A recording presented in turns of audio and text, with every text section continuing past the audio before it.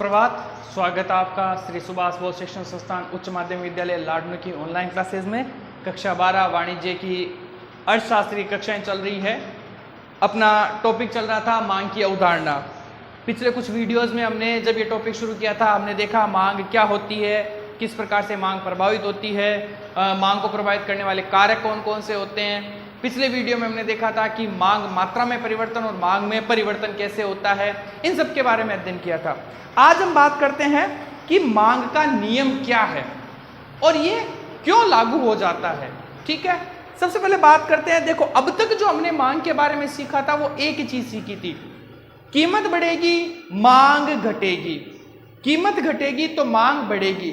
यानी जो मांग का संबंध है मुख्य रूप से किसके साथ रह गया? कीमत के साथ। अन्य कारक भी होते हैं, हमने अन्य कारक भी पढ़े, लेकिन मुख्य रूप से उसका संबंध किससे होता है? कीमत के साथ होता है। मांग का संबंध किससे होता है? कीमत के साथ। तो ये नियम यहीं से बना है। मांग का नियम अन्य बातों के स्थिर रहने पर, एक वस्तु की कीमत के घटने पर उस वस्तु की मांग की मात्रा में वृद्धि होगी और कीमत के बढ़ने पर उसकी मांग की मात्रा में कमी हो जाएगी। सिंपल सा लॉजिक है। जब देखो कोई वस्तु है, उसकी कीमत 50 रुपए है तो उसकी मात्रा 500 इकाइयां बिक रही है। वस्तु कीमत बढ़कर 100 रुपए हो गई, उसकी इकाइयां 250 आ गई। इसी को अगर हम उल्टा ले लें, 100 रुपए कीमत पर 250 इकाइयां बिक रही थी, अब वस्तु की कीमत है वो घटकर 50 रुपए आ गई तो 500 इकाइयां हो गई। बात आ गई समझ में? तो सिंपल सा फंडा है कि अगर कीमत गिरेगी तो मांग बढ़ेगी, कीमत घटेगी तो मांग बढ़ जाएगी। ये सिंपल सा है। अब बात करते हैं मांग के नियम की व्युत्पत्ति, यानी मांग का नियम कैसे बना, क्यों बना। जब आप मांग के नियम की व्युत्पत्ति की बात करते हो तो थोड़ा सा आपको पीछे के अध्याय उपभोक्ता के संतुलन की तरफ चलना होगा। ठीक है, मांग के नियम को दो तरीकों से व्युत्पत्त किया जा सकता है, यानी दो कारण होते हैं, दो तरीके होते हैं जिसके मांग का नियम है वो बन जाता है। पहला, सीमांत उपयोगिता बराबर कीमत संबंध। पिछले जो चैप्टर था अपना उपभोक्ता का संतुलन, वहां पर हमने क्या देखा था कि उपभोक्ता कहां पर वस्तु खरीदना पसंद करता है? जहां पर वो जितनी कीमत चुका रहा है उसके बराबर उसे सीमांत उपयोगिता मिल जाए। कुल उपयोगिता की बात नहीं कर रहे हम, सीमांत उपयोगिता की, उसे सीमांत उपयोगिता मिल जाए। सिंपल सी बात है। यानी वो इस दिशा में क्या होता है? संतुलन की दशा में होता है। किस दशा में होता है? संतुलन की। यानी MU is equal to P, marginal utility बराबर P, इस शर्त पे वो संतुलन की स्थिति में होता है। ये बात समझ में आई हुई है? ठीक है, अब केस नंबर 1 देखते हैं। Marginal utility greater than P।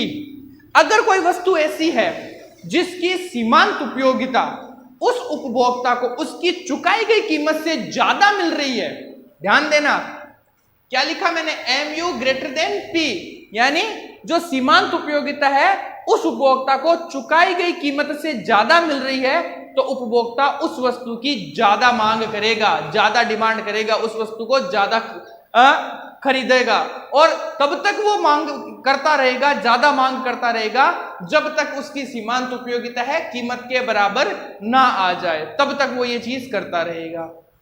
समझ में आई बात? केस नंबर 2 देखते हैं, marginal utility less than P। अगर मान लो उसकी वस्तु की सीमांत उपयोगिता है उसकी चुकाई गई कीमत से कम है, वस्तु की चुकाई गई कीमत से कम है, तो वह वस्तु की मांग है वो कम करेगा। वस्तु की मांग क्या करेगा? कम करेगा।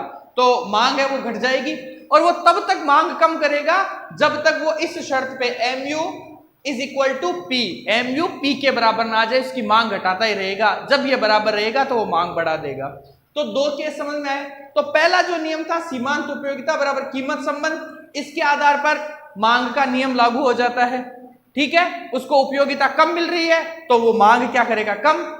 उपयोगिता ज्यादा मिल रही है तो मांग वो क्या करेगा? ज्यादा। क्लियर है? उसके बाद दूसरा नियम सम सीमांत उपयोगिता नियम। सम सीमांत उपयोगिता नियम, सम सीमांत उपयोगिता नियम किस शर्त पे चलता है? दो अलग अलग वस्तुओं या अलग अलग वस्तुओं के लिए चुकाई गई कीमत है, उन कीमतों पर उपभोक्ता का जो संतुष्टि स्तर है वो क्या रहे? लगभग समान रहे या समान अनुपात में रहे, तो वो क्या कहलाता है? सम सीमांत उपयोगिता नियम।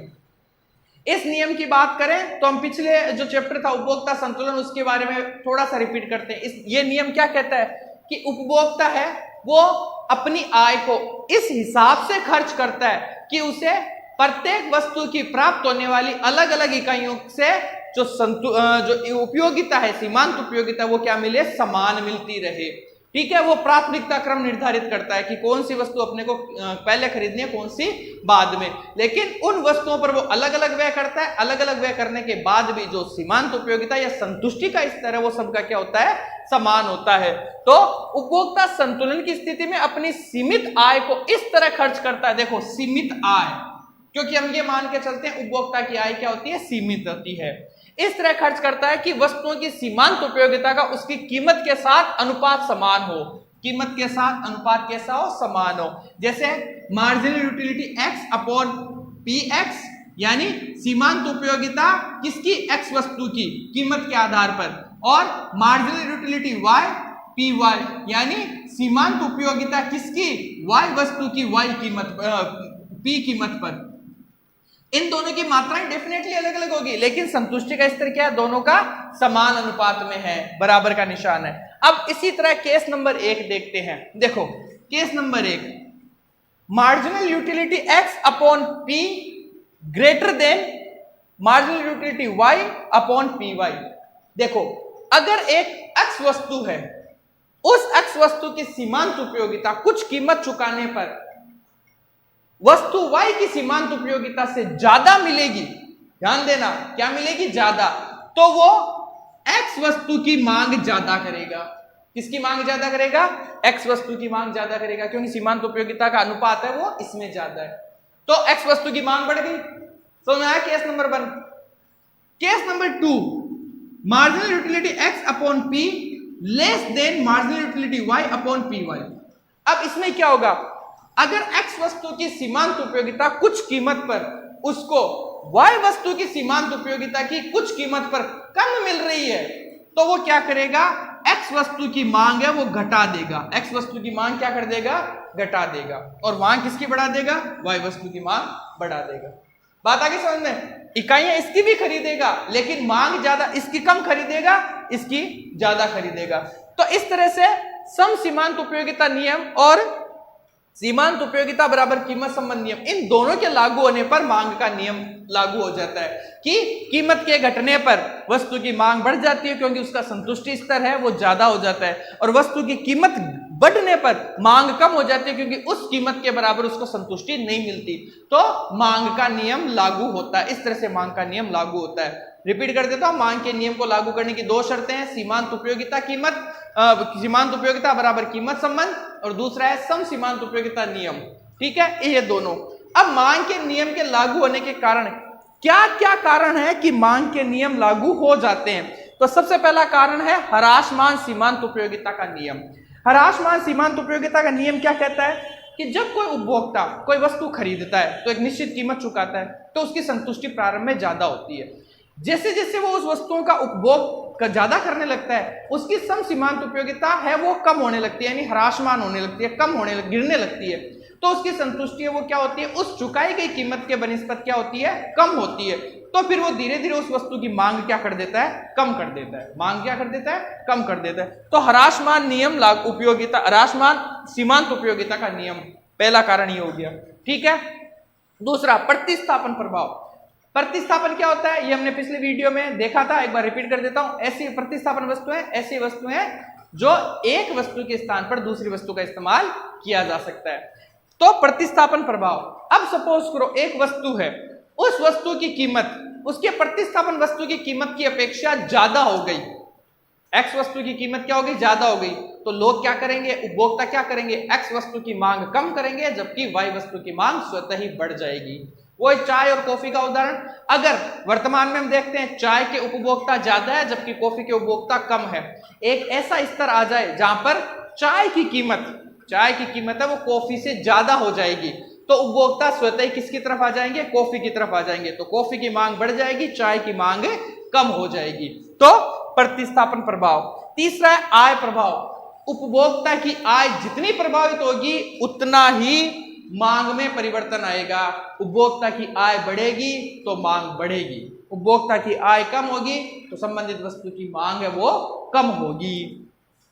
वस्तु के अन्य उपयोग, अगर वस्तु की कीमत उपभोक्ता के बजट में और उस वस्तु के अन्य उपयोग भी होते हैं तो उपभोक्ता क्या करेगा, वस्तु की मांग बढ़ाएगा। उदाहरण के तौर पर सपोज करो दूध, अगर दूध 40 रुपए लीटर है, 40 रुपए लीटर है और एक उपभोक्ता की आय है वो लगभग 10,000 रुपए है प्रति महीने। कितने हैं? 10,000 रुपए। तो वो क्या करेगा, दूध को अपनी आवश्यकता के अनुसार खरीदेगा। ये तो सामान्य परिस्थिति। अब उपभोक्ता की आय 10,000 रुपए है और दूध की कीमत बढ़कर हो गई 50 रुपए प्रति लीटर, तो वो क्या करेगा, दूध की मांग कम करेगा, यानी दूध को केवल आवश्यक उपयोग में, जैसे बच्चे के पीने के इस्तेमाल के लिए या घर में चाय कॉफी के लिए इस्तेमाल करेगा, क्योंकि उसकी आय निश्चित है। इसके विपरीत अगर दूध की कीमत है वो घटकर 35 रुपए हो जाती है या ये कहूं 30 रुपए हो जाती है, तो वो क्या करेगा, अपनी आय के बनिस्बत दूध की मांग बढ़ा देगा। क्यों? क्योंकि अब वो दूध ज्यादा खरीदेगा। हो सकता है जो आवश्यक इस्तेमाल था दूध का, जैसे बच्चे के पीने के इस्तेमाल के लिए, चाय कॉफी के लिए, इसके अलावा फिर वो क्या करेगा, उसको दही जमाने के काम में भी ले सकता है, दूध के अन्य उपयोग कोई और दूसरी चीजें बनाने में भी काम में ले सकता है, तो यानी दूध के अन्य उपयोग भी वो कर सकता है। तो वस्तु के अन्य उपयोग, अगर वस्तु की कीमत कम होती है तो वस्तु के जो आवश्यक उपयोग है उसके अलावा अन्य उपयोगों में भी उसको लिया जा सकता है, तो मांग क्या बढ़ जाएगी। अगर वस्तु की कीमत बढ़ गई तो उपभोक्ता की आय प्रभावित नहीं होती, तो उस कंडीशन में क्या करेगा, वो वस्तु की मांग है वो सीमित कर देगा। क्यों? क्योंकि उसको आवश्यक कामों में ही काम में लेना है। ठीक है, उसके बाद है नए उपभोक्ता द्वारा मांग करना। देखो एक छोटा सा उदाहरण बता रहा हूं। कोई टाइम ऐसा था कि हिंदुस्तान यूनिलीवर की एक साबुन थी लक्स, जिसे बहुत कम लोग खरीद पाते थे, जिसकी आय अच्छी थी या इनकम का सोर्स अच्छा था, वही लक्स साबुन, या ये कहें कि थोड़ी सी वो महंगी होती थी तो वही लक्स साबुन खरीद पाता था। ठीक है, अब धीरे धीरे क्या हुआ, उपभोक्ताओं की थोड़ी आय बढ़ी और जो साबुन थी उसकी कीमत में क्या हुई, कमी हुई। जब उपभोक्ता की आय बढ़ी और साबुन की कीमत में कमी हुई तो नए उपभोक्ता जो पहले उस वस्तु को नहीं खरीद पा रहे थे, उस साबुन को नहीं खरीद पा रहे थे, अब वो उस साबुन को खरीदने के योग्य हो गए, उस साबुन को खरीदने के योग्य हो गए। तो साबुन की क्या हो गई, मांग बढ़ गई। लक्स साबुन है उसकी मांग क्या हो गई, बढ़ गई। तो नए उपभोक्ता द्वारा मांग करना, तो नए उपभोक्ता मांग कब करेंगे, जब वस्तु की कीमत है वो घट जाए। वस्तु की कीमत घटेगी तो निश्चित तौर पर ऐसे उपभोक्ता जो पहले उस वस्तु को नहीं खरीद रहे थे, उनकी इच्छा तो होती है कि उस वस्तु को खरीदे, और जब उनके बजट में वो कीमत आ जाती है तो वो उस वस्तु को खरीदना शुरू कर देते हैं। तो उस स्थिति में वस्तु की मांग बढ़ जाती है। अगर मान लो कोई उपभोक्ता है और कोई वस्तु है वो रेगुलर टर्म पे इस्तेमाल कर रहा है और उस वस्तु की कीमत बढ़ जाती है, यानी उसके बजट से अब वो बाहर हो रही है, तो धीरे धीरे वो उस वस्तु की क्या कर देगा, मांग कम करता चला जाएगा। तो नए उपभोक्ता द्वारा मांग करना, ये कुछ कारण होते हैं जिससे मांग के नियम लागू होता है, मांग का नियम है वो लागू होता है। अब अर्थशास्त्र में जो अपवाद है वो साथ साथ चलते हैं, अर्थशास्त्र में अपवाद है वो साथ साथ चलते हैं। ठीक है, तो मांग के नियम के भी कुछ अपवाद है। मांग के नियम के अपवाद क्या है, पहला गिफिन वस्तुएं। गिफिन वस्तुएं उनको कहते हैं जो घटिया किस्म की होती है। तो घटिया किस्म की जो वस्तुएं होती है उनमें मांग का नियम लागू नहीं होता, अपवाद आ जाता है। उन प्रकार की वस्तुओं में अगर उनकी कीमतें बढ़ेगी तो मांग भी बढ़ जाएगी, कीमतें घटेगी तो मांग घट जाएगी। जैसे गिफिन वस्तुओं में ज्वार व बाजरा गिफिन वस्तुओं के उदाहरण है। ज्वार की कीमत बढ़ती है तो उसका थोड़ा सा उपभोग बढ़ जाता है, बाजरे की कीमत बढ़ती है तो उसका उपभोग बढ़ जाता है, क्योंकि वो गिफिन वस्तुओं में आते हैं। ठीक है, ये एक सिंपल सा एग्जांपल है। प्रतिष्ठा सूचक वस्तुएं, प्रतिष्ठा सूचक वस्तुओं में भी मांग का नियम लागू नहीं होता। क्यों? अगर मान लो हीरे की कीमत 1 करोड़ रुपए है, उसे गिने चुने जो पैसे वाले लोग हैं वो ही खरीदेंगे। अगर उसकी कीमत कम हो जाती है तो हर किसी के पास होगा, तो जो पैसे वाले लोग हैं उसको मांग क्या करेंगे, कम की, यार ये तो सबके पास है, फिर अपने पास रखने का मतलब क्या है। तो आगे बात, छोटा सा एग्जांपल देख लो आप। ये मान के चलो बहुत टाइम पहले पूरे भारत में फरारी एक ही थी, वो भी सचिन तेंदुलकर के पास। तो वो प्रतिष्ठा सूचक वस्तु थी, क्योंकि उस समय उसको पता था उसकी कीमत इतनी थी कि हर कोई नहीं खरीद पा रहा था, केवल सचिन तेंदुलकर अकेला खरीद रहा था। तो प्रतिष्ठा सूचक वस्तुओं की जितनी कीमत ज्यादा बढ़ेगी उनकी मांग ज्यादा होती चली जाती है। उसके बाद उपभोक्ता की अज्ञानता व गलत अवधारणा। कभी कभी क्या होता है कि उपभोक्ता कुछ गलत फहमी होता है। कभी कभी क्या, अमूमन हम हमारे आसपास के परिवेश में देखेंगे तो ऐसा होता है, हमारे दिमाग में यह धारणा बनी होती है कि जो वस्तु महंगी है वो बेहतर है, जो वस्तु महंगी है वो क्या है, बेहतर है। तो जब वस्तु की कीमत बढ़ती है तो हम उसकी मांग ज्यादा करने लग जाते हैं। तो ये उपभोक्ता की अज्ञानता या गलत अवधारणा की वजह से होता है। एक छोटा सा एग्जांपल, मैं इस एग्जांपल के साथ हाथ जोड़ के माफी चाहता हूं अगर किसी को बुरा लगे तो, मेरा उद्देश्य किसी को ठेस पहुंचाना नहीं है। सपोज करो एक डॉक्टर है जो खुद का अपना छोटा सा गांव में क्लिनिक करके बैठा है और 150 रुपए फीस ले रहा है, ठीक है। लोग क्या सोचेंगे, यार ठीक है, साधारण सा डॉक्टर है, छोटे मोटे सर्दी जुकाम को ठीक करता है, अपना काम कर रहा है। बात आ गई समझ में। अब वही डॉक्टर एक बड़े शहर के प्रतिष्ठित अस्पताल में प्रतिस्थापित हो जाता है, वहां जाकर वो जॉब करना शुरू कर देता है। तुरंत लोगों के दिमाग में क्या आएगा, यार वो डॉक्टर बहुत अच्छा है, उस बड़े हॉस्पिटल में वो काम कर रहा है। अरे यार आदमी वही है, काम उसका वही है, केवल संस्था बदलने से वो अच्छा हो गया। यहां लोगों की क्या होती है, अज्ञानता या गलत अवधारणा हो जाती है। तो इस चीज की वजह से भी मांग है वो मांग का नियम है वो प्रभावित होकर उल्टा हो जाता है। तो जब वो डॉक्टर गांव में बैठा था, गिने चुने लोग आते थे, अब वो डॉक्टर प्रतिष्ठित संस्था में बैठने लग गया, बड़े हॉस्पिटल में बैठने लग गया, तो उसकी मांग है वो बढ़ जाएगी। डॉक्टर तो वही था। तो इस तरह से उपभोक्ता की अज्ञानता की वजह से भी ये मांग का नियम उल्टा हो जाता है। जीवन की अनिवार्य वस्तु की मांग, देखो जीवन की जो अनिवार्य वस्तुएं जैसे खाद्य पदार्थ वस्तुएं, गेहूं, सब्जी, नमक, इन चीजें, इनकी कीमत कितनी भी बढ़ो, उपभोक्ता इनमें कमी नहीं करता, इनकी मांग में कमी नहीं करता। मान लो नमक पहले 2 रुपए में 1 किलो मिल रहा था, उपभोक्ता अपने घर पर 1 थैली लेके आ रहा था 1 किलो की, ठीक है, महीने भर चलता था। सपोज क्या करना है, वास्तव में हो रहा है, आज नमक की कीमत 1 थैली की लगभग 15 रुपए है, तो क्या उपभोक्ता ने नमक खाना बंद कर दिया? नहीं।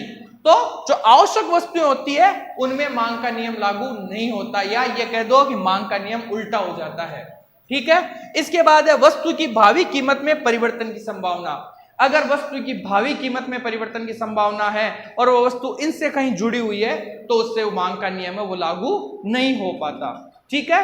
तो इस तरह से आज हमने इस अध्याय में, इस अध्याय का जो अंतिम क्षेत्र था या ये कहीं अंतिम बिंदु था, मांग का नियम, उसके बारे में अध्ययन किया। मांग का नियम क्या होता है, मांग का नियम क्यों बनता है, किन कारणों से बनता है, उसके बारे में हमने बात की, ठीक है। उसके बाद मांग के नियम के लागू होने के कारणों का पता किया और कुछ ऐसी चीजें हैं जहां पर मांग का नियम लागू नहीं होता, अपवाद होता है, उसके बारे में बात की, ठीक है। तो इस चैप्टर के नोट्स लगभग तैयार हो चुके हैं, ये आपको लिखने हैं, तैयार करने हैं। बात आगे समझ में। इससे जुड़े हुए क्वेश्चन हैं वो आपको बहुत जल्दी है वो बता दिए जाएंगे। आज की वीडियो में इतना ही, धन्यवाद।